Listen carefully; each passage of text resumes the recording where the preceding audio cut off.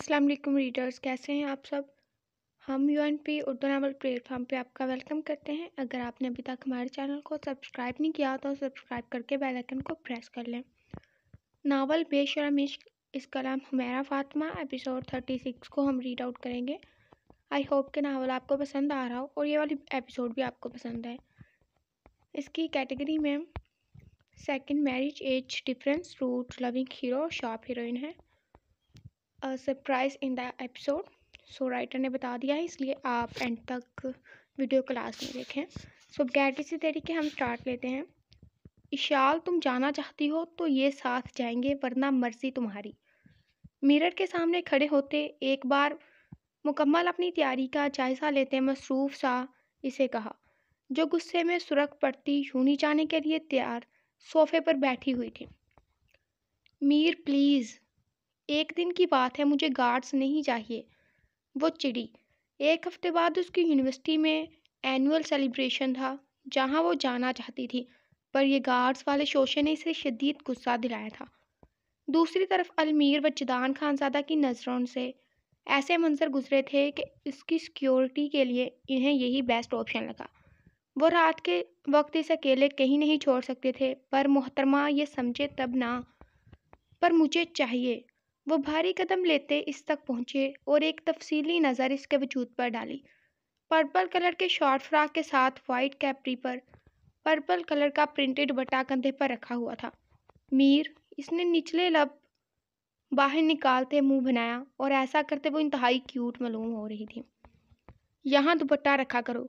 इसके नज़दीक होते हाथ बढ़ाते दाएं तरफ गर्दन पर अंगूठे को धीरे से सहलाया, जहाँ ब्राउन कलर का तिल आबो ताब से चमक रहा था, और ये चीज़ मुकाबल को बुरी तरह डिस्ट्रैक्ट करती थी। जब भी इसकी तरफ झुकते बहकती निगाहें आंखों में टिकाए सरगोशी में कहा। ईशान ने एक अदा से मुस्कुराते हुए अपने नाजुक हाथ इनके दिल के मुकाम पर रखते दिलकशी से मुस्कुराते हुए इनकी गंभीर निगाहों में देखा। मीर, मैं अकेले जाऊंगी ना? आंखें पटपटाते मासूमियत से पूछा। वही वो उसकी चालाकी पर चेहरा पीछे गिराए हंस दिए। मैं मदहोश हो सकता हूँ, बेहोश नहीं, और जैसा मैंने कहा है वैसा ही होगा। No argue. माथे पर बोसा देते मोहब्बत से कहते हाथ पकड़ते बाहर की तरफ बढ़े। वो यूनिवर्सिटी से आते ज़्यादा थक जाने की वजह से रात जल्दी सोने के लिए लेट गई थी। फ्रेश होते एक मुस्कुराती निगाह इस पर डालते कंफर्टर दुरुस्त करते बाहर की तरफ बढ़ गए।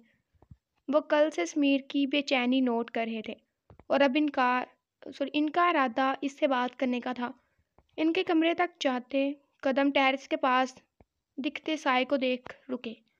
उनके कदम खुद ब खुद वही हुए थे। किन सोचों में गुम हो शहजादे?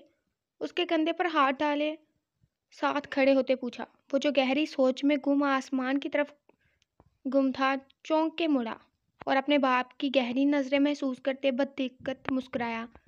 नथिंग डैड, मैं तो ये सोच रहा था कि मुझे प्यारे से भाई बहन कब ला कर दे रहे हैं। वो शौकी से बोला, पर मुकाबल उसकी बात पर अब के धीरे से मुस्कुराए थे। मतलब अब बीवी हो या बेटा, हर कोई इनसे चालाकी कर रहा था। मेरा ध्यान भटकाने की अच्छी कोशिश है, पर मेरा सवाल अब भी वही है बच्चे। कंधा थपथपाते बगौर इसके तासरात देखे जो फिर से बेचैन हुए थे। डैड, ऐसा कुछ भी नहीं है।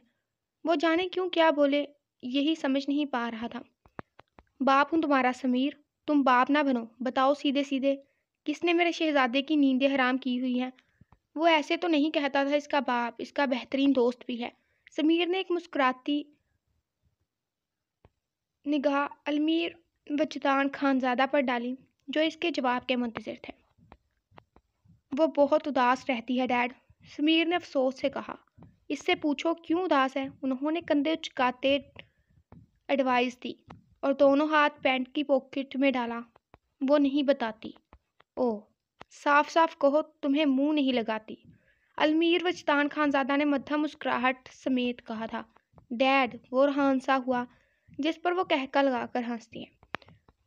बिखरे लोगों को कोई चाहिए होता है जो इन्हें समेट ले और फिर कभी बिखरने ना दे।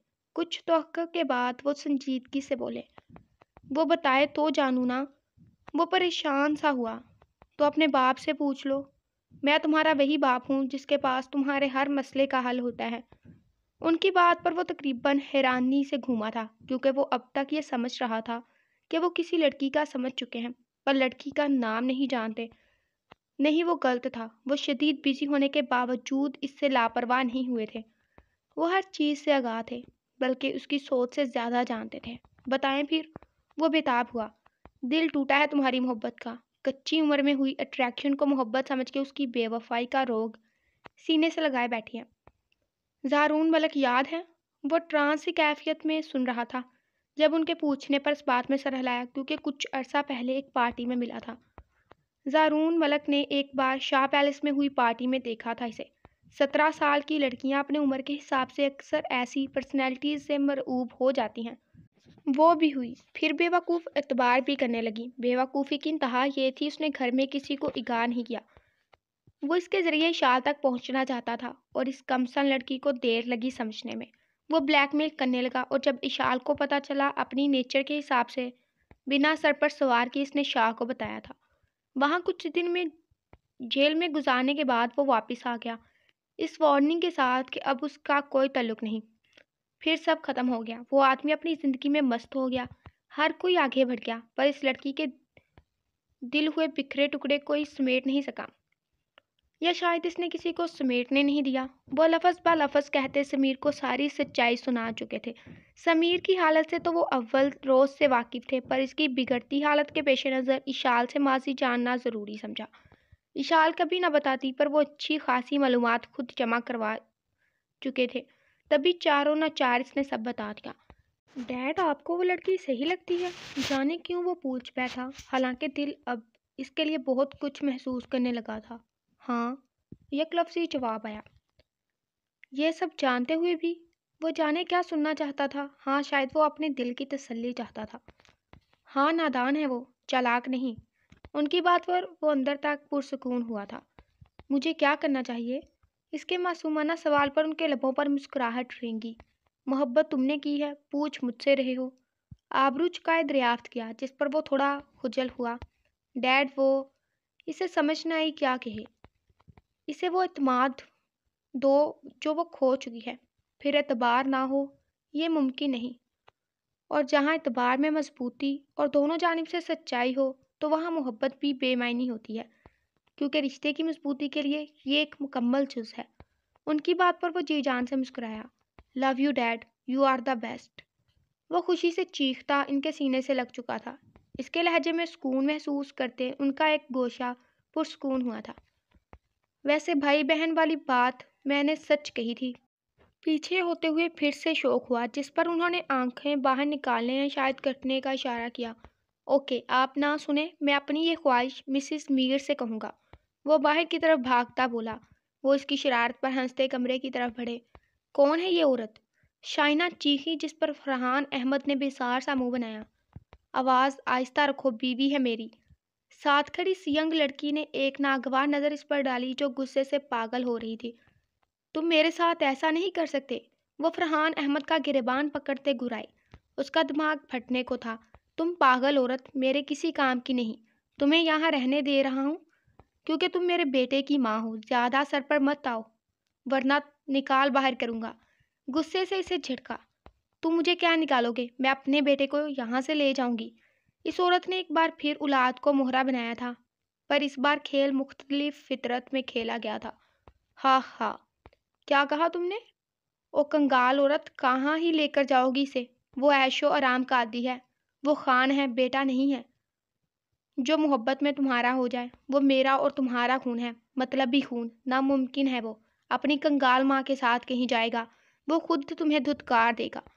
تم پارٹیز انجوائے کرو، زندگی جیو جو اب تک کرتی آئی ہو، جس کے لیے تم نے خان کو چھوڑا تھا۔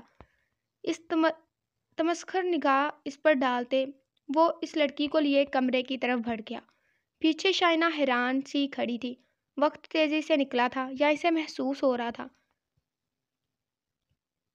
سن پڑنے کے بجائے اس کے دماغ کیا اب تو بیٹے سے امید واقعی نہیں تھی، کیونکہ فرحان احمد کا کھینچا ہوا نقشہ بالکل درست تھا۔ کمرے میں آتے اس نے یکے دیگرے بعد خان کا نمبر ملایا۔ وہ بے چینی سے کمرے میں ٹہلتی مسلسل کالز کر رہی تھی۔ اور سر درد سے پھٹ رہا تھا، جبھی دوسرا ہاتھ ماتھے کو دبانے کا کام کر رہا تھا۔ وہ جیسے ہی کمرے میں داخل ہوئے اچھا خاصا گھبرائے تھے۔ ایک تو موبائل مسلسل بج رہا تھا جس کی فکر نہیں تھی، فکر تو اس پری پیکر کی تھی جو بستر پر موجود نہیں، اور واش روم سے آتی آوازوں نے ان کو بری طرح ڈسٹرب کیا تھا۔ تبھی سب اگنور کرتے وہ تیزی سے ڈور اوپن کرتے اس تک پہنچے جو نائٹ ڈریس میں نڈھال سی واش بیسن میں چھکی ہوئی تھی۔ اشال! ان کے تڑپتے سلگتے لہجے میں ہوئی پکار پر چہرے پر پانی کے چھینٹے مارتے اس نے چہرہ اٹھاتے دیکھا، جن کے چہرے پر پریشانی رقم تھی۔ اس کی آنکھیں کھلتی بند کیفیت میں تھی۔ کیا ہوا دل؟ آگے بڑھتے اسے باہوں میں قید کے نرمی سے پوچھا۔ کوئی اور وقت ہوتا تو یوں طرز مخاطب پر وہ جھوم اٹھتی، پر اب تو اٹھتی جاگتی کیفیت میں اسے بس سکون کی طلب تھی جو اس شخص نے باہوں میں لے کر پوری کرتی تھی۔ وہ اس کے نازک جھولتے وجود کو باہوں میں بھرتے باہر بیڈ تک لے آیا تھا، انتہائی نرمی سے بیڈ پر لٹاتے اس کا سر سینے پر رکھا، دوسرے ہاتھ سے مسلسل بجتے فون کو دیکھتے ناگواری سے کال کٹ کرتے فون سائلنٹ پر کیا تھا۔ کیا ہوا تھا اشال؟ کمفرٹر اچھے سے اوپر تک کرتے بالوں کو سہلاتے نرمی سے پوچھا۔ اس نے سینے سے تھوڑا سا چہرہ باہر نکال کر دیکھا، ساتھ مقابل کے بے چین چہرے کو دیکھ ہلکا سا مسکرائی۔ وہ مجھے نا… اشال نے کچھ کہنے کے لیے منہ کھولا ہی تھا جب ایک شدید حالت کے زیر اثر میر کی قید سے نکلتے واش روم کی طرف بھاگی۔ وہ بھی تیزی سے اس کے پیچھے بھاگے تھے۔ کچھ دیر میں ہی اس کا کھلکھلاتا چہرہ زردی مائل معلوم ہو رہا تھا۔ اشال، میں نے تم سے کہا تھا نا رات میں گھر کا کھانا کھانے پر تم نے باہر سے کھانا آرڈر کیا۔ دن میں بھی تم ریسٹورانٹ سے کھا کر آئی تھی۔ حالت دیکھ رہی ہو اپنی؟ قسم کھائی ہے میری بات کی نفی کرنے کی۔ اسے بیڈ پر ٹھیک کرتے غصے سے کہہ رہے تھے جب مسلسل سنتے ہی اس نے کوفت سے چہرہ سینے سے اٹھا کر انہیں گھورا۔ میں بیمار ہوں میر۔ بیمار کی دل جوئی کرتے ہیں، اسے ڈانٹتے نہیں ہیں، اس سے پیار کرتے ہیں۔ اپنی چھوٹی سی انگلی سامنے دکھاتے وارن کیا، جس پر اس کی چالاکی پر آنکھیں چھوٹی کیے گھورنے لگے۔ اشال کی بھرپور نفی پر بھی وہ ڈاکٹر بلا چکے تھے۔ آپ بیمار ہیں تو اپنی وجہ سے ہی ہیں، مجھ سے کسی قسم کی امید مت رکھیے گا، میر نے گھورتے ہوئے کہا، جس پر وہ منہ بسوڑ گئی۔ سمیر بائک لے کر نکلنے کو تھا جب ڈاکٹر کو سامنے دیکھ رکا۔ جی میڈم، ایکچولی مجھے خان سر نے ارجنٹ بلوایا تھا، ان کی وائف کی طبیعت خراب تھی آئی گیس۔ اس لیڈی کی بات پر سمیر چونکا۔ کم میں آپ کو چھوڑ دیتا ہوں۔ کمرے کے باہر کھڑے ہوتے اس نے نوک کیا تھا۔ ڈاکٹر کو اندر بھیجتے خود باہر رکتے انہیں وہیں رکنے کا اشارہ بھی کیا تھا۔ کہیں سچ مچ میں بھائی بہن تو نہیں آنے والا میرا؟ سمیر نے چہکتے ہوئے کہا، اور اب کی بار وہ چونکے تھے، آنکھوں میں تحیر ابھرا۔ یہ خیال تو ان کے ذہن سے نہیں گزرا۔ بے اختیار ہونٹوں کی تراش پھیلتی وچھیا چہرے کے نقوش طلسماتی لمس کے اثر میں کر گئی۔ سمیر نے دل ہی دل ماشاءاللہ کہا تھا، اور بس تھوڑی دیر بعد ڈاکٹر نے تصدیق دے دی تھی۔ سمیر تو بس خوشی سے پاگل ہونے کو تھا۔ مبارک ہو ڈیڈ، یاہو! وہ خوشی سے چہکا۔ ایک دم المیر و چدان خانزادہ کے چہرے کے تاثرات بدلے۔ کیا ہوا ڈیڈ؟ جیا کیسے ری ایکٹ کرے گی؟ ان کی پریشان کن آواز پر وہ اب ہلکا سا مسکرایا۔ وہ کیسے بھول گیا وہ اس کا باپ ہے، جو مطلبی تو ہرگز نہیں، جو اپنی خوشیوں میں آس پاس کو نظر انداز کر دے۔ اس نے اپنا آپ مکمل ان پر قربان کر دیا، اور اب بھی ان کی فکر میں ہلکان ہو رہا تھا۔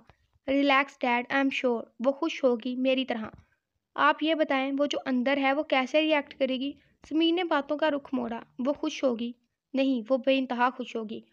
وہ یکلخت پھر مسکرائے جب سمیر نے ساری سوچوں سے آزاد کرواتا روم میں بھیج چکا تھا۔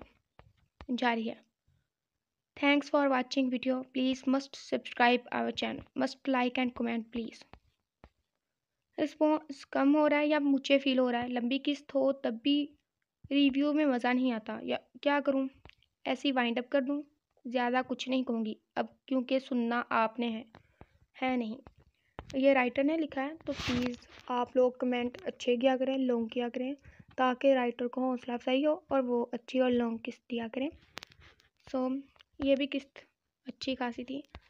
ملتے ہیں اگلے ویڈیو میں۔ خدا حافظ، اپنا خیال رکھیے، اور چینل کو سبسکرائب کرتے جاتے ہوئے بھی اگر نہیں کیا تو۔